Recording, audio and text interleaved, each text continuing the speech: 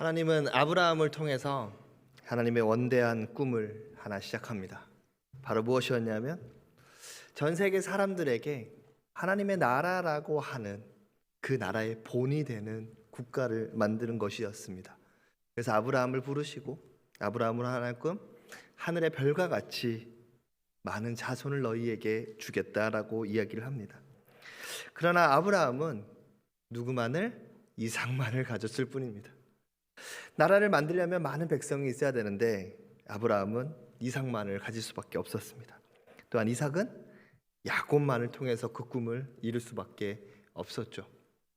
그리고 드디어 야곱 때에서 12명의 아들을 통해서 12지파의 기틀이 마련되고 12지파는 이스라엘이라고 하는 하느님이 계획한 그 나라를 만들어가고 있습니다.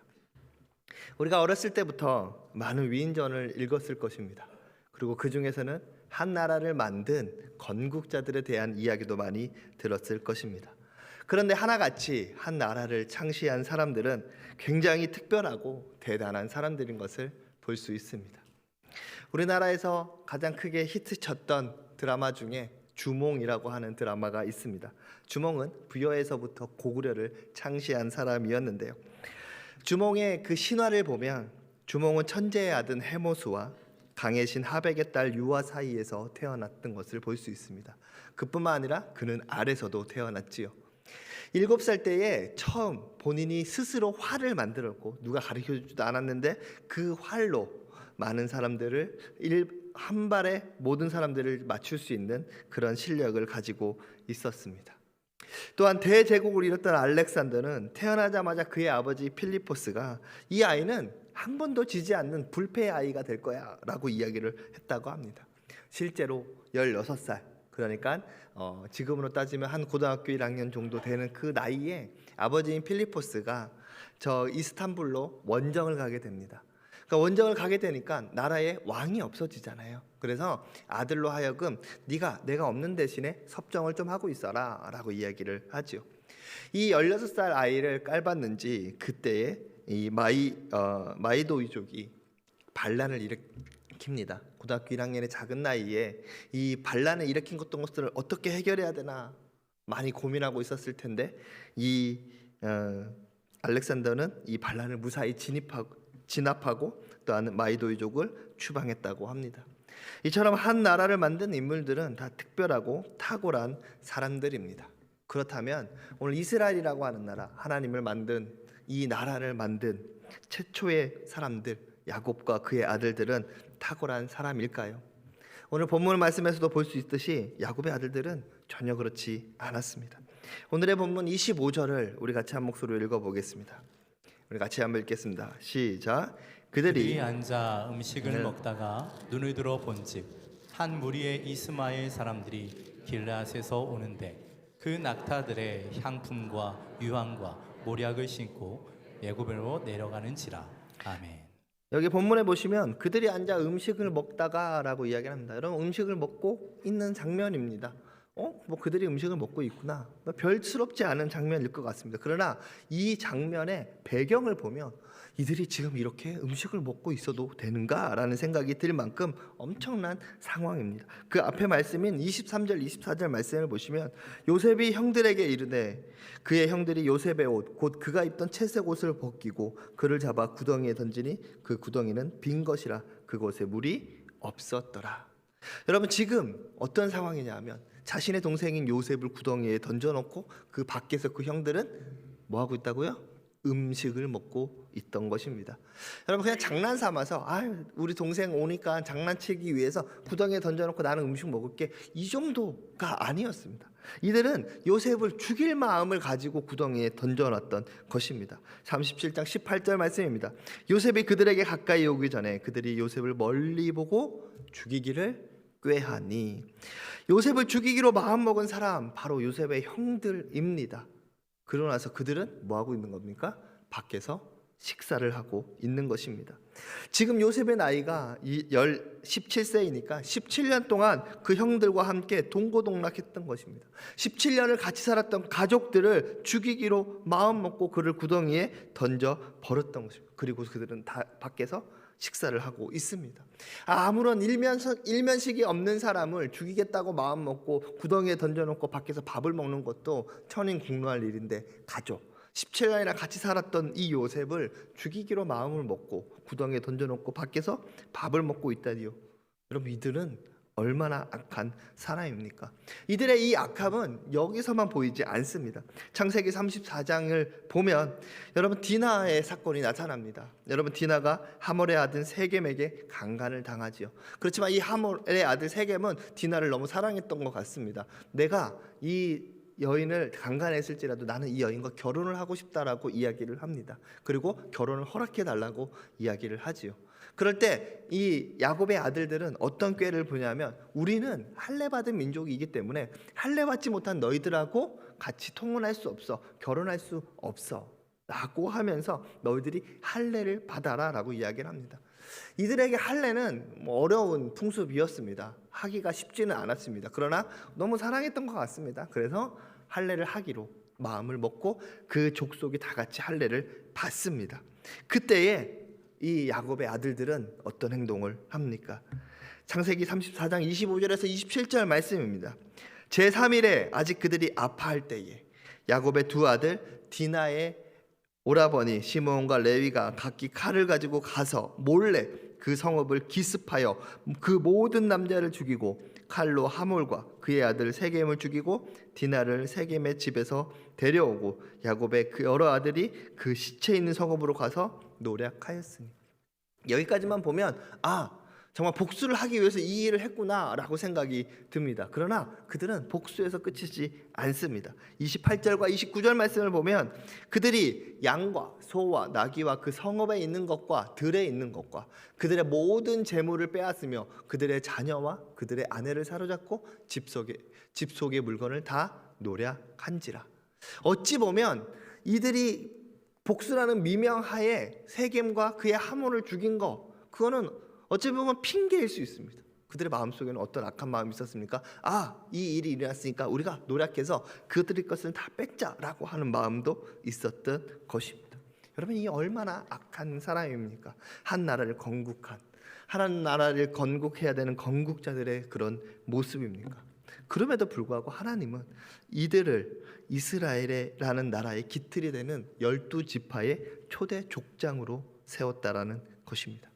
지금까지 우리가 요셉의 형들의 모습을 보았습니다. 그러면 요셉은 마냥 선한 사람이었을까요? 요셉은 엄청나게 선한 사람이었을까요? 형들이 왜 요셉을 죽이려고 했습니까? 형들이 그냥 마음 안에 어떤 사이코패스적인 마음이 있어서 그냥 죽이는 게 너무 좋아서 요셉도 죽여볼까? 이렇게 해서 요셉을 죽였을까요? 그렇지 않다라는 것입니다. 요셉의 형들이 요셉을 죽이기까지는 어떤 한 스토리가 있습니다. 그리고 그 스토리의 중심에는 채색옷이 있었던 것입니다. 창세기 37장 3절을 우리 같은 한 목소리로 읽도록 하겠습니다. 요셉은 노년에 얻은 아들이므로 이스라엘이 여러 아들보다 그를 더 사랑하므로 그를 위하여 채색옷을 지었더니. 아멘. 여기서 야곱은 요셉에게 채색옷을 입혔다라고 이야기를 합니다. 그럼 채색옷 우리 어떻게 배웠습니까? 어떤 알록달록한 색동저고리, 요셉에게만 그 색동저고리를 입혔다. 그것도 틀린 말은 아니겠죠. 그러나 이 채색옷은 히브리어로 케토네프 파심이라고 이야기를 합니다. 여기서 케토네프 파심의 이 케토네프는 옷, 속옷을 의미하는데요. 여기서 우리가 속옷이라고 하니까 제가 지금 입은 옷에 안에 입는 이 속옷, 이너웨어를 이야기하는 것 같지만 그것이 아닙니다. 그 당시에는 겉옷을 입는 사람이 그렇게 많지 않았습니다. 어떤 사람들이 입었냐? 족장이나 왕과 같은 높은 직급에 있는 사람들이 자신들을 나타내기 위해서 나는 이만큼 대단한 사람이다 나타내기 위해서 겉옷을 입었습니다. 그러면 속옷은 무엇일까요? 그냥 평민들, 평범한 사람들이 입었던 옷이 바로 속옷, 이 케토네프입니다.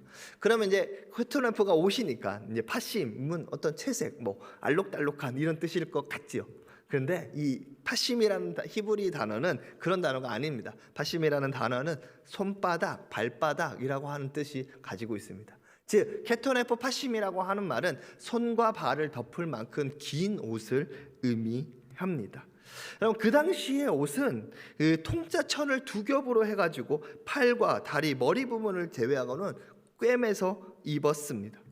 여러분 저기 나오는 것처럼 이렇게 통짜 천을 두 개를 겹쳐서 머리 부분, 팔 부분, 다리 부분을 꼬매지 않고 그냥 나머지 부분만 꼬매서 옷을 입었고 허리에는 허리띠를 묶어서 이렇게 사용했었습니다. 여러분 여기서 나오는 저 그림에는 뭐 다리 밑에까지 있는 것처럼 보이지만 보통은 무릎 정도까지 오는 옷이었습니다. 여러분 저 옷의 특징이 뭔지 아십니까? 저 옷은 일하기가 편한 복장입니다. 무슨 말이냐면 팔을 움직이기가 편하고 다리를 움직이기가 편하기 때문에 일하기가 굉장히 편한 옷입니다. 그러면 손과 발을 덮을 만큼 긴 옷은 어떤 옷일까요? 일하기가 불편한 옷입니다. 그래서 케토네토 그 파심이라고 하는 이 긴 옷은 어떤 사람들이 입었냐면 일을 하지 않아도 되는 사람, 일을 하지 않아도 되는 높은 직급에 있는 사람들이 입었던 옷, 그것이 바로 채색옷이었다는 것입니다. 즉 야곱은 요셉을 사랑해서 요셉에게는 일을 시키고 싶지 않았던 것 같습니다. 그래서 그에게 채색옷을 입힘으로써 야 너는 너무 사랑스러운 아들이니까 일하지 마, 이런 의미로 채색옷을 입혔던 것입니다. 그런데 요셉은 거기서 아빠가 나를 사랑하니까, 아버지가 나를 사랑하니까 나는 일을 하지 않고 아버지 옆에 있어야지 에서 머물었던 것은 아닌 것 같습니다. 거기서 한 발짝 더 나아가는데 어떤 일이 벌어지냐면 37장 2절 말씀입니다.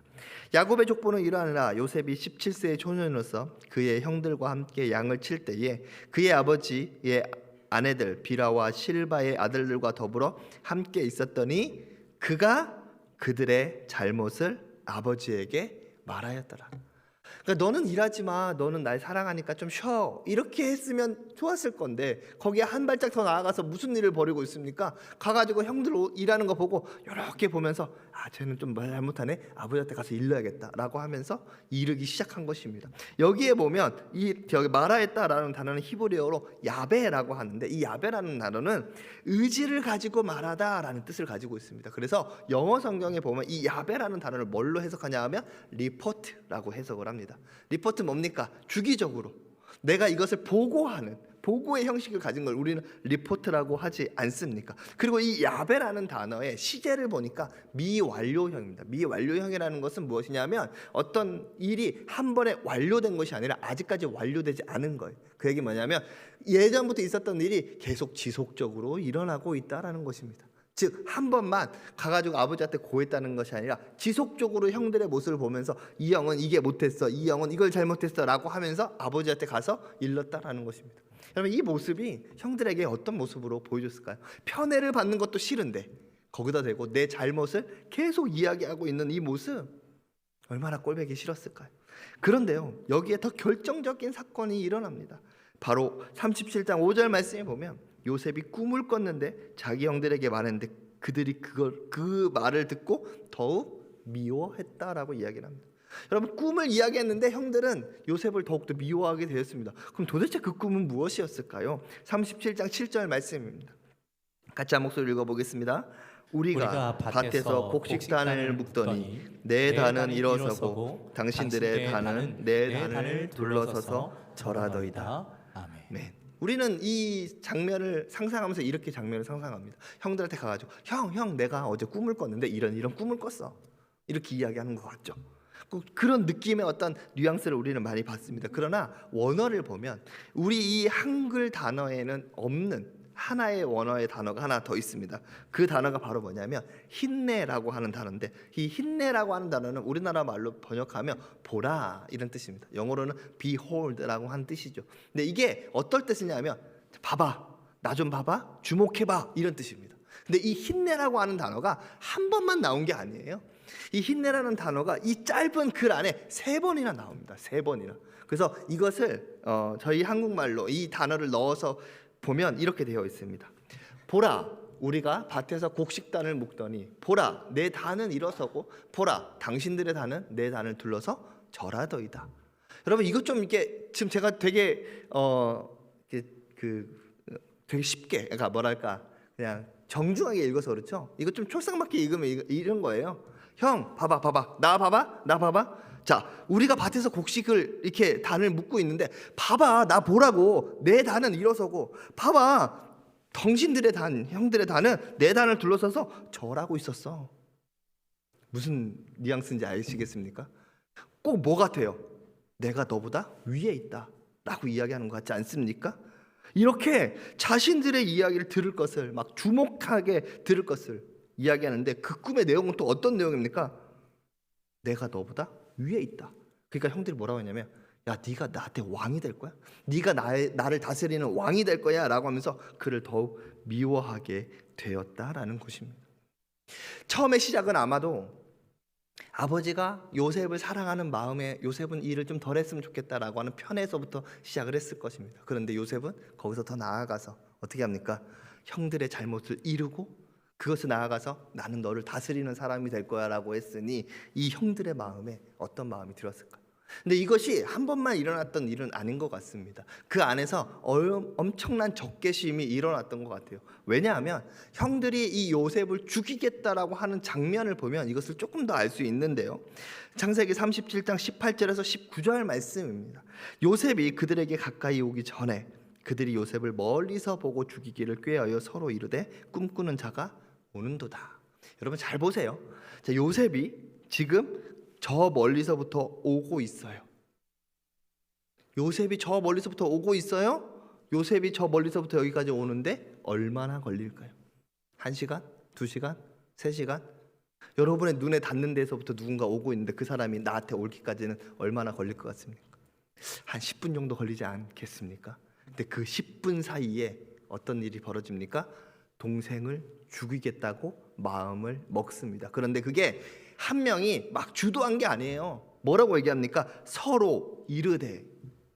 그 형들이 그 짧은 10분의 그 시간 동안에 서로 수덕수덕 해가지고 형 이제 죽여야겠다, 죽이고 싶다, 막 이런 마음이 들었다는 거. 그 마음은 뭡니까? 평소에도 얼마나 요셉이 형들을 계속 지속적으로 괴롭혔으면 평소에도 요셉을 죽이고 싶은 적개심이 가득 있었다. 그런데 기회가 온 거예요. 어떤 기회?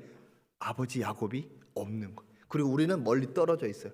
이 요셉을 죽이고 내가 못 만난 척하면 될 것 같은 거예요. 그러니까 그 짧은 시간에 그것들을 계획하고 죽이겠다고 생각한 것입니다. 여러분, 이 형들, 그 짧은 시간에 그걸 죽이겠다고 마음먹었던 이 형들의 마음속에는 요셉을 향한 얼마나 강력한 적개심이 있었겠습니까? 그 형들이 단순한 살인자여서, 그 형들이 단순히 살인을 좋아하는 사람이어서 그렇게 했을까요? 요셉의 잘못은 아무것도 없었을까요? 그 원인 제공자가 요셉은 아니었을까요? 자, 지금 저희가 보고 있는 사람들은 어떤 사람인 줄 아십니까? 이스라엘이라는 나라를 건국한 사람들의 모습을 보여주고 있습니다. 야곱은 어떤 사람입니까? 야곱은 사기꾼이죠. 형들은 어떤 사람입니까? 형들은 살인자죠. 요셉은 어떤 사람입니까? 형들에게 갑질을 했던 사람 아닙니까?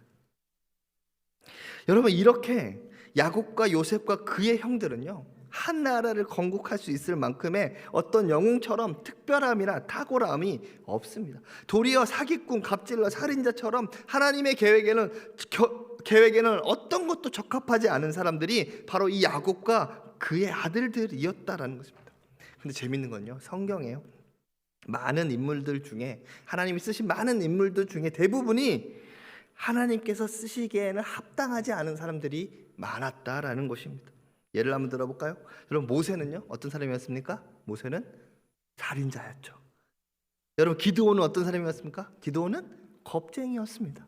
여러분, 히스기야가 대단한 것 같죠? 히스기야도 처음에는 조공을 아수르에 바치던 사람이었다라는 거죠.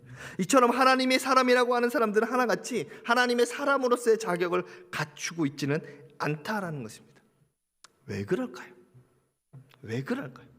그건 바로 하나님의 일은 하나님의 사람의 능력으로 하는 것이 아니라 하나님의 능력으로 하는 거기 때문에, 하나님의 일은 하나님이 하시는 거기 때문에 탁월한 사람이 아니라 부족한 사람을 쓰시는 것입니다. 그런데 중요한 게 여기 있습니다. 중요한 게 여기 있습니다. 여러분, 하나님의 사람으로 만들어서 하나님의 일을 하는 이유가 뭘까요? 하나님께서 하나님의 사람을 통해서 하나님의 일을 하는 이유가 뭘까요? 너가 내 일을 해서 내 일이 잘 됐으면 좋겠어 라고 하는 게 하나님의 뜻일까요? 그것도 하나님의 뜻이죠. 그런데 더 중요한 건 뭐냐면 내가 너와 함께 하나님의 일을 하고 싶어 내가 너와 함께 이 일을 하고 싶어. 하나님이 원하시는 거는요, 너가 이 일을 해가 아닙니다. 그거는요, 두 번째예요. 첫 번째는 뭡니까? 내가 너와 함께라는 것입니다. 여러분, 하나님이 하나님의 사람을 만들어가는 과정, 그것을 통해서 하나님이 원하시는 건 뭐냐면, 하나님의 사람을 통해서 나의 일을 하는 것이 아니라 하나님의 사람이 만들어지는 과정 안에서 나와 네가 함께 했으면 좋겠다. 너와 내가 함께 했으면 좋겠다 라는 것이 하나님의 마음이다라는 것. 그런데 중요한 건, 하나님은요, 우리를 날 것 그대로는 사용하지 않습니다. 왜냐하면 하나님은 선하신 분이니까요. 선하신 하나님은 선하신 방법을 가지고 이 땅을 다스리고 계십니다. 그런데 우리의 그 악한 모습 그대로 하나님의 일을 하면 하나님의 선한 방법이 그 안에 드러나지 않겠지요. 그러니까 하나님은 어떻게 하냐? 하나님의 사람으로 만드는데, 선한 하나님의 능력에 맞는, 하나님의 모습에 맞는 사람으로 만드는데 가장 잘 사용하는 것이 바로 뭐냐 하면 고난이라는 것입니다. 고난이라는 거예요. 여러분, 요셉이, 오늘 본문에 보는 이 요셉의 모습이 어떤 모습입니까? 고난만 가득한 철부지 어린이의 모습 아닙니까? 형들의 마음을 헤아리지 못하고 자신만 옳다고 하는 그 모습, 그것을 통해서 형들의 마음에 대봇을 받고, 그뿐만 아니라 어떤 갑질을 통해서 형들의 마음 안에 그 동생을 죽이겠다는 마음을 들게 하는 그런 모습 아닙니까? 그런데요, 하나님이 이 모습을 다듬어 갑니다. 이 모습을 고난이라는 것을 통해서 다듬어 갑니다. 어떻게 해요? 이렇게 다듬어갑니다. 37장 28절 말씀입니다. 37장 28절 말씀. 그때 미디안 사람 상인들이 지나가고 있는지라 형들이 요셉을 구덩이에서 끌어올리고 은 20의 그를 이스마엘 사람에게 팔매 그 상인들이 요셉을 데리고 애굽으로 갔더라. 여러분, 요셉이 그 형들의 마음속 안에 살인하고자 하는 충동을 집어넣은 이유가 뭡니까? 그 이유가 뭡니까? 요셉은 처음부터 아버지의 총애를 받아서 형들과는 다른 모습으로 자라났습니다. 무슨 말이냐면, 밑에 형들의 마음을 헤아릴 필요가 없었던 사람이에요. 여러분, 갑질을 하는 사람의 특징은 뭐냐면요, 밑에 사람의 마음을 헤아리지 않습니다. 그러니까 나는 원래 이런 사람이야, 난 너희랑 달라 라고 하는 마음을 가지고 이 일을 합니다. 그러니까 하나님이 고난을 통해서 어떻게 만듭니까? 그를 밑에 사람, 노예의 모습, 갑질을 할 수 있는 그 권한이 있던 사람에서 이제는 갑질을 받아야 되는 노예의 모습으로 만들어 버리는 것입니다. 그리고 그것을 통해서 이 요셉을 훈련시키기 시작하는데, 그전에는 뭐예요? 형 10명과 관계를 잘 맺지 못해서 그 형들의 마음속 안에 살인의 충동을 만들게 했다면, 이 요셉이 노예라는 삶을 통해서 이제는 드디어 밑에 사람의 마음을 헤아리고 그 사람들을 다스릴 수 있는 기틀을 마련한 것입니다. 그는 보디발의 집에 가정 총무가 됩니다. 39장 4절 말씀입니다. 요셉이 그의 주인에게 은혜를 입어 섬김에 그가 요셉을 가정 총무로 삼고 자기 소유를 다 그의 손에 위탁하니. 여러분, 보디발은 애굽 왕 바로의 친위 대장이었습니다. 즉 가장 최측근이었다라는 것입니다. 그뿐만 아니라 이 보디발의 집에는 왕의 제수를 가두는 옥이 있었습니다. 그러면 그 집이 얼마나 클까요? 옥이 있을 정도면 그 집이 얼마나 크고, 최측근의 권력을 가진 사람에게는 얼마나 거대한 집안을 이루고 있었을까요? 많은 노예들이 있었을 것입니다. 그런데 가정총무는 그 노예들을 다스려 그 집의 모든 일들을 행해야 되는 사람입니다. 관계가 좋아야 될까요? 나빠야 될까요? 관계가 나쁜 사이면, 잘못하면 노예들이 반란을 일으킬 수도 있겠지요. 그런데 그 관계가 얼마나 원만했는지, 이 요셉의 나이가 그리 많지 않습니다.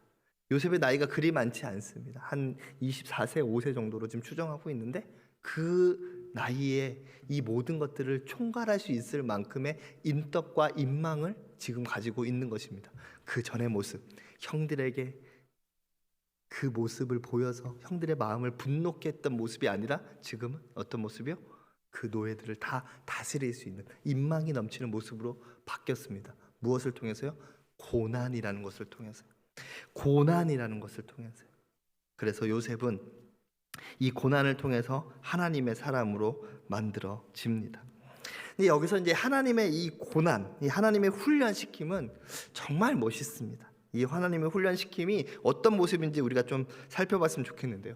여러분, 우리가 흔히 잘못 생각하는 것 중에 하나가 있습니다. 바로 무엇이냐면 하나님이 나를 지금 훈련시키기 위해서 나를 고난의 자리로 밀어 넣는다라고 생각을 합니다.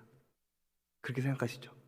지금 나에게 온 고난이 하나님이 나를 훈련시키기 위해서 나를 고난의 자리로 밀어 넣는다라고 생각하시죠? 그럴 수도 있어요. 성경의 대표적인 인물로 욥이 있겠죠. 욥은 특별히 잘못한 게 없지만 하나님께서 그 고난의 자리로 밀어 넣습니다. 그러나 그 일은요,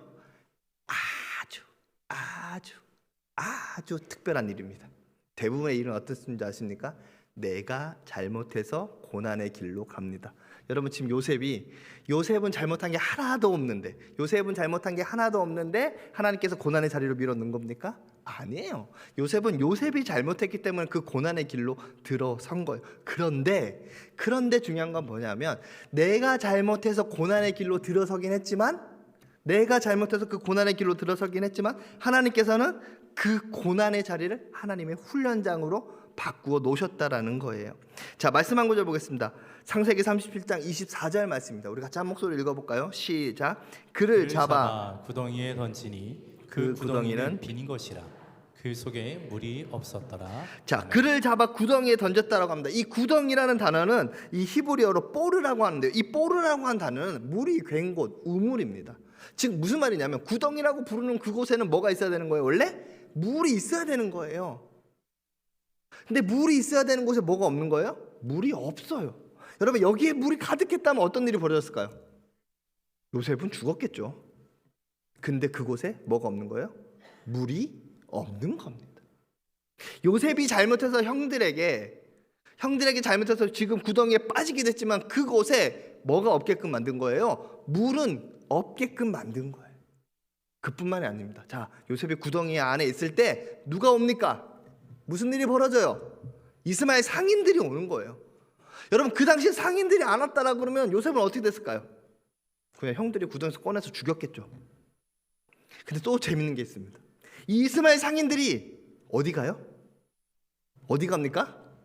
애굽 가요. 애굽 아니라 아람 갔으면, 아니면 저기 아수르 갔으면 요셉 어떻게 됐을까요? 평생 노예로 살다가 죽었겠죠. 근데 희한하게 그 사람들은 어디로 갑니까? 애굽으로 가요. 또 재밌는 거 알려주실까요? 그 당시에는 애굽에 노예시장이라는 곳이 있었습니다. 노예시장은 여러 노예를 모아놓고 그 노예를 사고자 하는 많은 사람들이 모여서 흥정하며 노예를 사갑니다. 자, 근데 때마침 요셉이 팔려간 곳이 어디입니까? 보디발의 집인 거예요. 여러분, 이게 우연입니까? 그곳에 물이 없었고 이스마엘 상인이 지나갔고 그 이스마엘 상인이 애굽을 갔고 하필이면 보디발의 집에 간 게 모든 게 우연입니까? 여러분, 우리는 이것을 뭐라고 얘기하냐면 섭리라고 이야기를 합니다. 잘못은 내가 했어요. 그렇죠? 그렇지만 그래서 내가 고난 가운데 들어갑니다. 근데 그 고난 안에 하나님의 섭리, 하나님의 이끄심이 있어서 우리를 어디로 이끌어 가십니까? 하나님의 훈련의 자리로 이끌어 가시는 겁니다. 이 훈련의 자리를 통해서 요셉은 그 전에는 밑에 사람, 많은 사람들을 아우를 수 있을 만큼 인망이 없었지만 이 사건을 통해서 요셉은 많은 사람을 이끌어 갈 수 있는 인망이 생긴 것입니다. 그럼 우리에게도 고난이 올 수 있어요. 근데 그 고난은요, 우리의 잘못일 가능성이 높습니다. 참 재미있는 것은 우리의 잘못이라는 얘기는 뭐냐면 우리의 약점이라는 거예요. 우리의 약점 때문에 우리는 고난 가운데 들어가거든요. 근데 그 약점을 하나님께서는 그 고난에 들어놓고 그 고난 안에 하나님의 섭리가 일어나면 그 약점이 어떻게 되는 거예요? 극복되는 거예요. 다시 한번 말씀드립니다. 나의 약점으로 인해서 내가 고난 가운데 들어갑니다. 그런데 그 고난에 하나님의 섭리가 임해서 그 고난의 훈련을 통해서 끝나고 나면 나는 그 약점을 극복하게 된다는 거예요. 여러분, 우리 고난 가운데 있습니까? 여러분, 우리 고난 가운데 있습니까? 그 고난은 하나님의 축복임을 아십시오. 그 고난은 하나님의 섭리임을 아십시오. 그 고난은 하나님이 나를 이끌어 가시는 그 자리임을 우리는 알아야 됩니다. 우리는 고난을 통해서 성숙합니다. 그러나 그 고난에 대한 태도에 따라서 성숙할 수도 있고 성숙하지 않을 수도 있습니다. 그 고난이 하나님의 뜻이구나 라고 생각을 한다면 우리는 그 고난을 통해서 하나님의 사람으로 변화될 수 있습니다. 그러나 그 고난을 그냥 나에게 온 그냥 불행이라고만 생각을 한다면, 원망하는 마음만 가진다면 그 고난은 아무런 유익이 없습니다. 나를 괴롭게만 할 뿐입니다. 여러분, 예를 한번 들어볼까요? 여러분, 욥과 욥의 아내가 있습니다. 여러분, 욥과 욥의 아내는 똑같은 고난을 받았습니다. 자신의 재산들이 모두 사라지고 자신의 자녀들이 다 죽었습니다. 이런 똑같은 고난 가운데 있었지만 욥은 어떻게 했습니까? 그래도 하나님이 무슨 뜻이 있을 거야, 하나님이 나를 통하여 하고자 하는 것이 있을 거야 라며 그 고난을 순종으로 받아들였습니다. 근데 욥의 아내는 어땠는지 아십니까? 욥기 2장 9절 말씀 보면 욥에게 가서 이렇게 얘기합니다. 하나님을 욕하고 죽으라. 이게요, 욥의 아내가 욥기에 나온 첫 번째 장면이자 마지막 장면입니다. 그 장면 이후에 욥의 아내는 나오지 않습니다. 왜 안 나올까요? 나올 필요가 없기 때문에 그렇습니다. 어떤 것도 하나님의 사람으로서의 본을 보이는 장면이 하나도 나오지 않으니까 욥의 아내는 더 이상 나오지 않습니다. 그냥 원망만 하다가 그냥 죽어간 사람이 되어버리는 것입니다. 그러나 욥은 그것을 받아들였죠. 그리고 그 받아들인 걸로 하나님의 사람으로서 내가 어떻게 해야 되는지 순종하며 나아갔더니 어떤 일이 벌어집니까? 하나님께서 큰 축복의 사람으로 만들어 주는 것입니다. 우리도 마찬가지입니다. 우리에게 고난이 올 수 있습니다. 근데 그 고난을 우리가 어떤 모습으로 받아들이냐에 따라서 우리는 하나님의 사람으로 변화될 수 있느냐, 아니면 원망만 하다가 하나님께로 떨어져 나갈 수 있는 사람이 되느냐는 우리의 태도에 달려 있는 것입니다. 여러분, 오늘 본문의 요셉은 분명 미성숙한 사람이었습니다. 그러나 그는 자신에게 주어진 고난에 순종으로 받아들였습니다. 그리고 그 결과 그는 하나님의 사람으로서 어떤 일을 했습니까?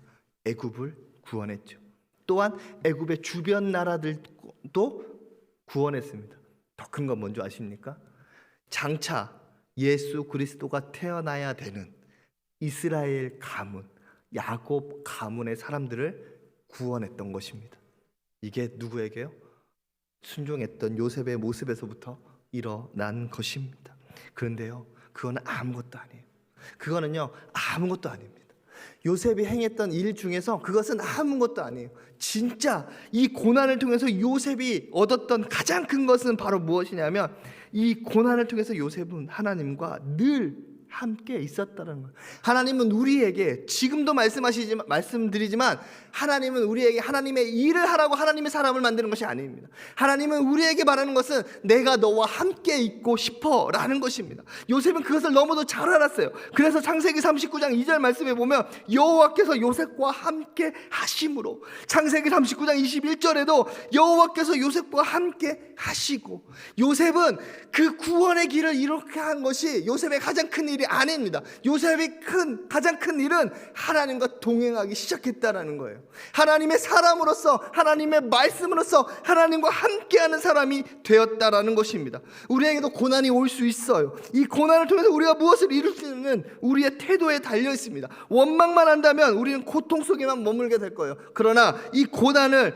하나님의 훈련장으로 받아들이고 하나님께로 돌아간다면 하나님께서 가장 우리에게 원하시는 것, 하나님이 우리에게 가장 원하시는 것, 하나님과 동행하는 사람이 된다라는 것입니다. 하나님과 동행하는 사람 됐으면 좋겠습니다. 여러분, 지금 고난 가운데 있습니까? 하나님의 음성을 들으십시오. 나에게 오라. 내가 너와 함께 있고 싶다. 여러분, 지금 힘든 가운데 있습니까? 하나님의 음성을 들으십시오. 나에게 오라. 여러분, 나에게 오라. 여러분, 이 음성에 귀 기울이는 그런 저와 여러분이 되시기를 예수님의 이름으로 축원합니다.